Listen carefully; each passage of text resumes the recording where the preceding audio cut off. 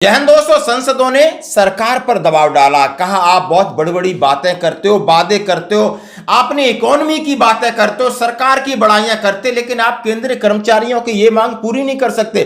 फिर हुआ संसद में हंगामा। हाँ जी दोस्तों, 3 मांगे, 8वां वेतन आयोग, 18 महीने डीए एरियर के ऊपर कल यानी मंगलवार को हुआ महासंग्राम और बात उन्होंने ओआरओपी 3 की कही। 3 मुद्दों को लेकर संसद में लगातार बहस चल रही है। जैसा कि आप कल की न्यूज सुन सकते हो, जैसा मैं आपके सामने शेयर कर रहा हूं। डीए डीआर 1 करोड़ से ज्यादा केंद्रीय कर्मियों पेंशनरों को तगड़ा झटका, सरकार नहीं देगी 18 माह के डीए एरियर। और ये है मामला 6 अगस्त का यानी मंगलवार का, जो संसद में काफी बहस हुई कि आप बातें बड़ी बड़ी करते हो, क्या क्यों नहीं दे सकते आप 18 महीने डीए कैरियर। और बात हुई 8वां वेतन आयोग से क्यों पीछा अपना छुड़ा रहे और सैनिकों को 1 रैंक 1 पेंशन 3 की बात। दोस्तों अभी संसद सत्र चल रहा है, लगातार इस प्रकार के मुद्दे उठाए जा रहे हैं। आखिर ये मुद्दे किसने और कब उठाए, तो मैं 18 महीने डीए एरियर की बात करूंगा। ये मामला मंगलवार को यानी वित्त राज्य मंत्री पंकज चौधरी ने कहा कि कोरोना काल में अर्थव्यवस्था ठीक नहीं होने के कारण डीए डीआर रोका गया, तब सरकार पर वित्तीय दबाव था। और उन्होंने कहा इसके साथ कर्मचारी संगठनों की तरफ से कई बार आपको प्रतिवेदन दिए गए हैं, मौजूदा समय में उनके भत्तों का एरियर देना क्या संभव है। उन्होंने कहा है केंद्र सरकार ने अपने 1 करोड़ से अधिक कर्मचारियों और पेंशनरों को तगड़ा झटका दिया है। वित्त राज्य मंत्री पंकज चौधरी ने मंगलवार को राज्यसभा में स्पष्ट तौर पर कहा कि कोरोना काल के दौरान सरकारी कर्मचारियों को 18% जो डीए रोका गया था उसका एरियर अब मैं नहीं दे पाऊंगा। राष्ट्रीय परिषद स्टाफ साइड के प्रतिनिधियों से मीटिंग में भी उन्होंने कहा कि हम इस पर गौर करेंगे, लेकिन ऐसा पॉसिबल नहीं है।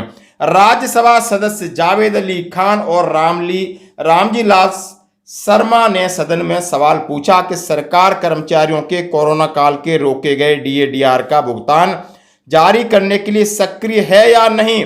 दोनों सांसदों ने पूछा अगर सरकार यह भुगतान जारी नहीं कर रही है तो इसका कारण क्या है। भारतीय अर्थव्यवस्था विश्व में तीसरी बड़ी अर्थव्यवस्था है। इस साल डीए डीआर जारी करने को लेकर कर्मचारी संगठनों ने लिए कई आपके प्रतिवेदन दिए, रिक्वेस्ट किया, धरना प्रदर्शन की धमकी दी। बता दें कि कोरोना काल में 34,402.32 करोड़ रुपए सरकार ने बचाए। भारतीय पेंशन समाज के महासचिव एसी महेश्वरी ने 18 महीने डीए जारी करने के लिए सरकार पर लगातार प्रतिवेदन दिए। केंद्र सरकार की ओर से दी गई ये दलील, केंद्र सरकार के कर्मचारी पेंशनर्स कोरोना काल में रोके गए 18 महीने डीए डीआर भुगतान को लंबे समय से मांग कर रहे हैं। केंद्र सरकार ने बजट सत्र में यह बात मानी थी कि डीए की बकाया राशि जारी करने के लिए हमारे ऊपर दबाव है और आवेदन मिले हैं। हालांकि सरकार ने इस पर ठोस कोई भरोसा नहीं दिया, इतना कहा कि यह जारी करना व्यवहारिक नहीं है। क्यों व्यवहारिक नहीं है उनसे पूछा गया। आज तक के इतिहास में अभी तक किसी ने डीए डीआर नहीं रोका और आपने ये क्यों रोका। पंकज चौधरी जी ने कहा अभी केंद्र सरकार का राजकोषीय घाटा एफआरबीएम अधिनियम के दर्शाए स्तर से दुगने से अधिक चल रहा है। ऐसे में डीए डीआर का एरियर देना संभव नहीं है। श्री कुमार बताते हैं कि सुप्रीम कोर्ट का फैसला है कि ऐसे मामलों में कर्मचारी को 6% ब्याज के साथ उनका भुगतान करना होगा। कोरोना काल में रोका गया था डीए का भुगतान, सरकार की घोषणा का निकला ये मतलब। कोरोना काल के बाद केंद्रीय मंत्री अनुराग ठाकुर ने घोषणा की थी कि 28% के हिसाब से महंगाई भत्ता मिलेगा। दोस्तों ये पीछे की कहानी और आज की कहानी। जब बताया कि सुप्रीम कोर्ट का मान्य आदेश था, आप कभी किसी का तनख्वाह नहीं रोक सकते, महंगाई भत्ता नहीं रोक सकते, लेकिन आपने रोका। आपने बोला कि हमारी अर्थव्यवस्था विश्व के तीसरे नंबर पर जा रही है। आज आप घाटे की बात कर रहे हो, यानी आपका कहना कथनी और करनी में इतना अंतर है। संसद में शोर हुआ, आपने देखा होगा 2 सांसद महोदय जावेद अली खान और रामजी लाल शर्मा ने ये सवाल दागे वित्त मंत्री के ऊपर दोस्तों। और उसके ऊपर आप देख सकते हो लगातार इस तरह की मांगे ये सदन में उठाता मामला।